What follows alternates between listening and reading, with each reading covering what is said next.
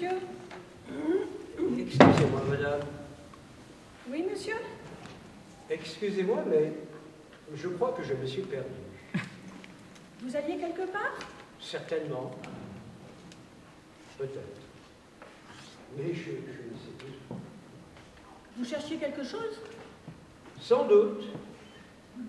Peut-être. Mais je ne sais plus trop quoi. Mais alors, si vous n'allez nulle part et que vous ne cherchez rien, vous faites quoi ici? Bah, et vous? Moi, je tricote. Et vous tricotez quoi?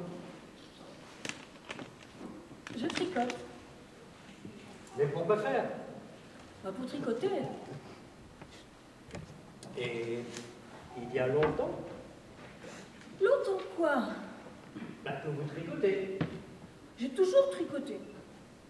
Ma mère aussi tricotait, ma grand-mère tricotait.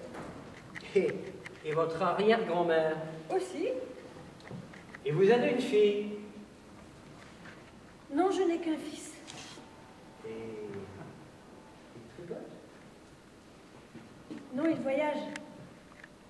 Et il voyage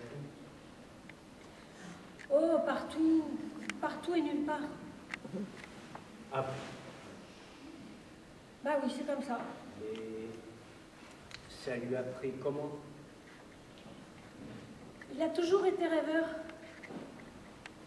Petit déjà, il allait se promener vers les jardins du Pharaon le matin de bonne heure pour regarder les barques des pêcheurs qui rentraient au port chargés de poissons. Il aimait le bruit et l'odeur des moteurs de bateaux. Il disait que c'était sa musique. Un matin que je l'avais envoyé m'acheter des pelotes de laine, il est revenu tout excité, les yeux comme je ne lui avais jamais vu. Il était passé par le vieux port, et là il avait rencontré un bateau.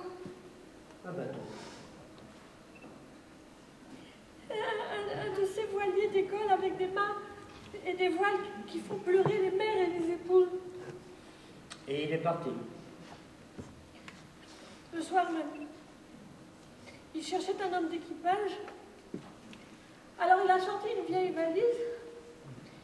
Il y a fourré quelques affaires en vitesse.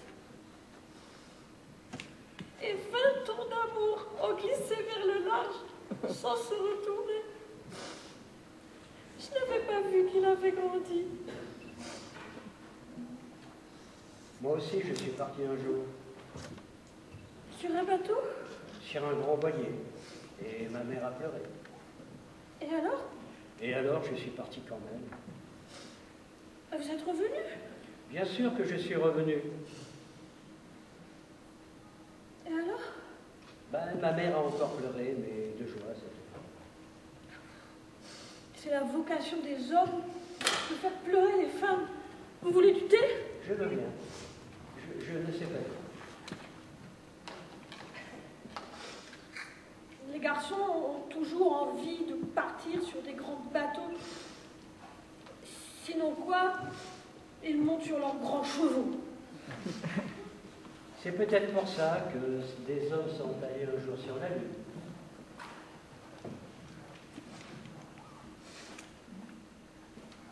C'est difficile. D'attendre son fils? Non, de tricoter.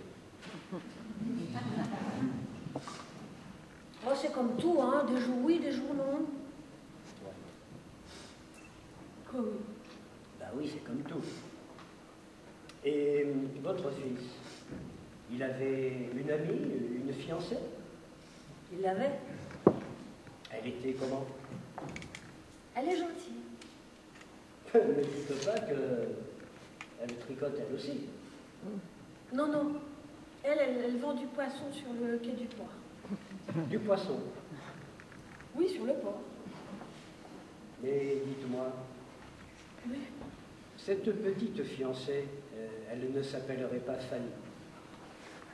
Vous la connaissez? J'ai dû la rencontrer 2 ou 3 fois. Peut-être 4. Mais alors vous êtes ici? Pas tout à fait. Comment pas tout à fait? Vous êtes d'ici ou pas d'ici? D'ici et pas d'ici. Dites-moi, vous ne savez pas où vous allez, vous n'allez nulle part, vous ne savez pas ce que vous cherchez, vous ne savez pas d'où vous venez, vous ne seriez pas un peu dérangé? J'ai beaucoup voyagé. Ça change quoi? Ça change tout. Il y a des voyages dont on ne revient jamais vraiment. Mais vous savez d'où vous venez, ce que vous cherchez et où vous allez? Oui. Vous avez de la chance. Ce n'est pas de la chance, c'est de l'habitude. Vous comprenez? Non. C'est quoi l'habitude? Un vieil ami disait que c'était comme une sorte de désespoir qui aurait pris son régime de croisière. Il était philosophe, votre ami. C'était un brave. Un beau jour, il est mort, sans plus rien dire. Je ne comprenais pas tout ce qu'il disait, mais je sentais que c'était beau. C'est souvent quand on commence à comprendre que ça devient moins beau. Hein? C'est beau ce que vous dites. Et pourtant, vous comprenez. Oui, je comprends, je comprends. Par la force des choses, je comprends. La force des choses finit toujours par nous faire comprendre. Mais qu'est-ce que vous faites? Vous voyez bien, je détricote. Vous détricotez. Oui, je détricote. Et pourquoi faire? Vous détricotez. Mais arrêtez. Mais arrêtez quoi? Mais de détricoter. C'est drôle, tout à l'heure, quand je tricotais, vous ne m'avez pas dit d'arrêter. Mais ce n'est pas pareil. Ah bon? En tricotant, vous construisiez quelque chose. Et en détricotant? Vous détruisez ce que vous avez construit. Ce n'est pas logique. Pour moi, c'est logique. Ça me permet de peser le temps. On dit de passer le temps. Eh bien, moi, je le pèse. Si vous voulez. Quand j'étais jeune, il y en avait une comme vous du côté de l'Estac. On la prenait pour une folle. Elle passait ses nuits à défaire le canevas qu'elle tissait le jour. On l'appelait Pénélope. Pénélope. Pénélope de l'Estac, oui, ça me dit quelque chose. Peut-être, mais ce n'est pas logique. Peut-être que pour elle, c'était logique. Puis vous m'emmerdez avec votre logique. Vous êtes bien parti sur un voilier, vous. Ben alors, Vous partez, vous revenez. C'est logique, ça? nous vivions notre jeunesse. Eh bien, moi, en tricotant et en détricotant, je vis ma vieillesse. Et vous avez vu quoi, là-bas? Où ça, là-bas? Eh bien, chez les Indiens. Des gens. Et puis, ce n'étaient pas des Indiens. Pareil. De toute façon, on est toujours l'Indien de quelqu'un. Et c'est de qui, ça? C'est moi. Alors, vous avez vu quoi, à part des gens? Beaucoup de choses. Et puis... Et puis? Et puis, j'ai fait une rencontre. Ah, regardez. Elle était comment? Brune, avec un regard de braise? Blonde, avec un sourire enjôleur? Rousse, avec une crinière de diablesse? Non, rien de tout ça. Il portait la barbe.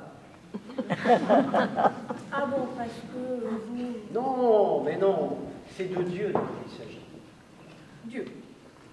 Dieu. Mazet, quelle histoire. Elle vous a dit quoi? Rien. Ça alors, elle est un peu forte.